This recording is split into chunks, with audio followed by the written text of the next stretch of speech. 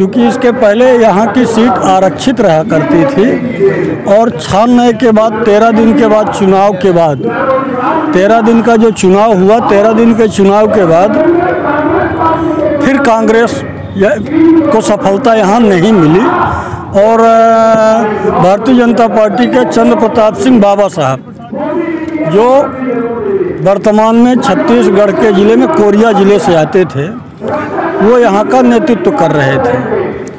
वो 2007 तक लगातार सांसद रहे। 2007 में महज 1500 रुपये का रिश्वत लेने के आरोप में उनकी सदस्यता समाप्त कर दी गई थी। उस दरमियान जब उपचुनाव हुआ, उपचुनाव में भी कांग्रेस को सफलता अर्जित हुई। तब मुख्यमंत्री यहाँ मध्य प्रदेश में शिवराज सिंह जी हुआ करते थे। मैं चाहूँगा कि संक्षिप्त में बताएं, क्योंकि इतिहास तो बहुत सारी कहानियाँ दोहराती है। अब 2019 में जिस प्रकार का बिगुल फूंका जा रहा है, तो क्या लगता है? जिस प्रकार से वर्तमान समय में माहौल है, वर्तमान समय में माहौल कांग्रेस के साथ में नेता हैं और भाजपा के साथ में जनता है। यदि हम ये कह दें तो अतिशयोक्ति तो नहीं है। कांग्रेस के साथ में नेता हैं और भाजपा के साथ में जनता है। आपका सीधे सीधे कहने का मतलब कि इस बार भी नैया पार होगी, ऐसा नहीं कहा जा सकता? ये बिल्कुल नहीं कहा जा सकता। ऊंट किस करवट बैठेगा ये तो 23 मई को पता चलेगा। मोदी का जलवा कितना कायम रहेगा सीधी संसदीय क्षेत्र पर? मोदी का जलवा, मोदी फैक्टर सीधी जिले में नहीं है, सीधी जिले में नहीं है। जो जागरूक लोग हैं उनके पास नहीं है, लेकिन जो गरीब तबका है, जिनको मोदी सरकार कहें या शिवराज सरकार कहें, आवास या अन्य योजनाएं जो दी हैं, उनको कांग्रेस ये बताने में सफल नहीं हो पाई है कि मोदी जी ने नहीं दिया है, कांग्रेस सरकार ने दिया है। वो तो अपनी योजना बताने में कामयाब हो गए। कांग्रेस अपनी ऋण माफ़ी का और अन्य योजनाओं को वहाँ तक पहुँचाने में, बताने में कामयाब नहीं हुई। उदाहरण के तौर पर आपको बता दें कि मुख्यमंत्री शिवराज सिंह का कर्जा माफ़ हो गया। शिवराज सिंह का कर्जा माफ़ हो गया है। शिवराज सिंह ये स्वीकार करते हैं कि मेरा कर्जा माफ़ हुआ है। उन्होंने विज्ञप्ति जारी करके कहा कि मेरा कर्जा माफ़ हुआ, और दूसरी तरफ आरोप लगाते हैं कि किसानों का कर्जा माफ़ नहीं हुआ। तो ये कांग्रेस के लोग ये बताने में कामयाब नहीं हो पा रहे हैं कि हमने कर्जा माफ़ कर दिया है। 25 लाख लोगों का कर्जा माफ़ हुआ है।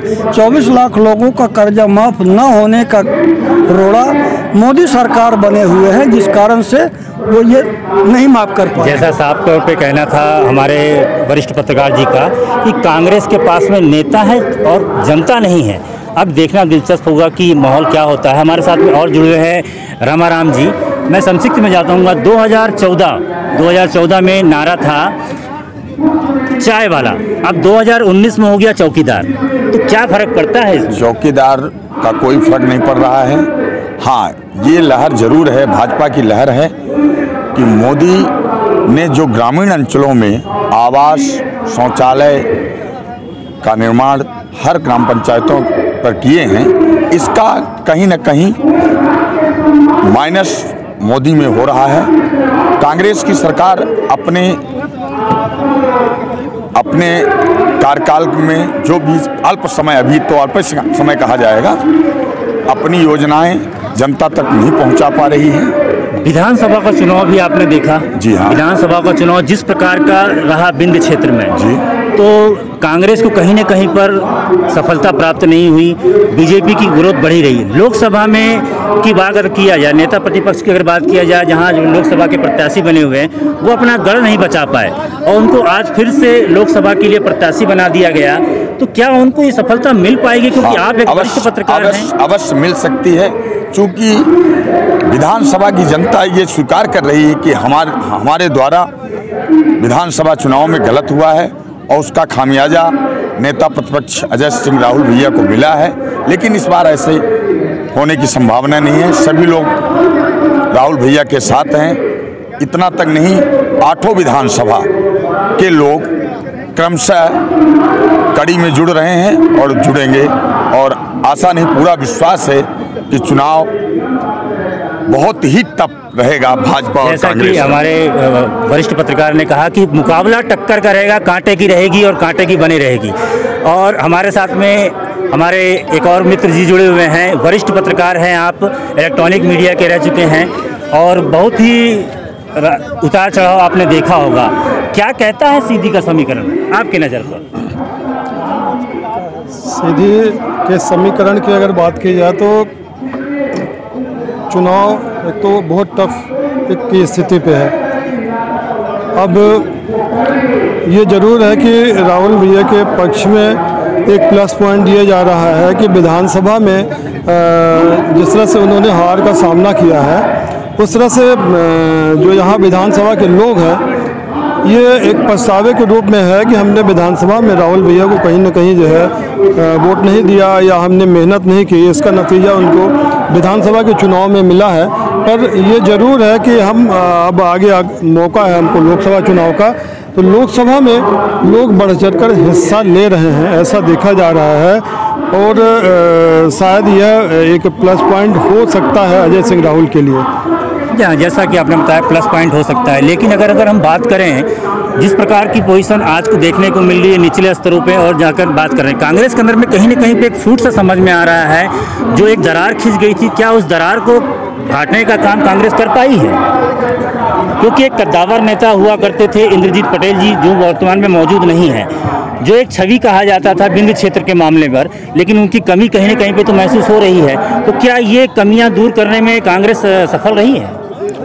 देखिए, जहाँ तक कमियों की बात है और दरार की बात है, तो ये तो लगभग सभी पार्टियों में है। अभी भाजपा की स्थिति आप देख लीजिए, भाजपा में अभी कांतिदेव सिंह ने इस्तीफा दिया, सिंगरौली के जो जनपद अध्यक्ष होते हैं उन्होंने वापसी ले लिया अपना, और उसके अलावा सीधी जिले के पूर्व जिलाध्यक्ष लालचंद गुप्ता ने अपना इस्तीफा दिया। कहीं न कहीं उनको उनके दिल में कहीं न कहीं कोई असम्मान की भावना उपजी। उसके अलावा जो है जिला मंत्री एक रही रीता सोनी, उन्होंने भी अपना इस्तीफा दिया। तो इस तरह से फूट की स्थिति देखिए भाजपा में भी है और कांग्रेस में भी फूट और दरार की स्थिति है और देखी जाती है।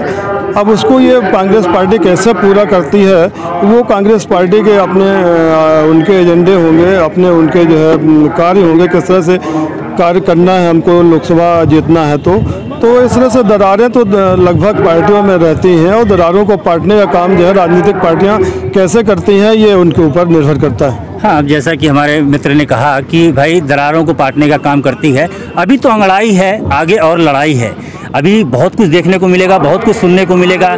आरोप प्रति आरोप की सिलसिला लगातार चलता रहेगा, एक दूसरे पर आरोप लगाए जाएंगे। अभी हाल में ही एक बयान आया है जो अभी हमारे चैनल द्वारा चलाया गया है कि सत्येंदु तिवारी द्वारा सीधा सीधा आरोप लगाया गया कि रस्सी जल गई बल नहीं गया। अब देखना ये होगा कि उनका जो नारा है रस्सी जल गई बल नहीं गया, ये कितना कारगर साबित होती है। चुराड़ विधानसभा के वोटों द्वारा कहीं न कहीं पर सामने निकल कर आएगी। बने रहें हमारे साथ और देखते रहें आपका अपना मन पसंदीदा न्यूज़ नेटवर्क। हम और लोगों से जुड़ने का प्रयास करेंगे और लोगों से जानने का प्रयास करेंगे कि स्थिति क्या बनेगी और क्या रहेगी। नमस्कार। हमारे चैनल पोल पोस्ट को सब्सक्राइब करें, घंटी का बटन जरूर दबाएं, जिससे नई अपडेट्स आपको मिलती रहेंगी।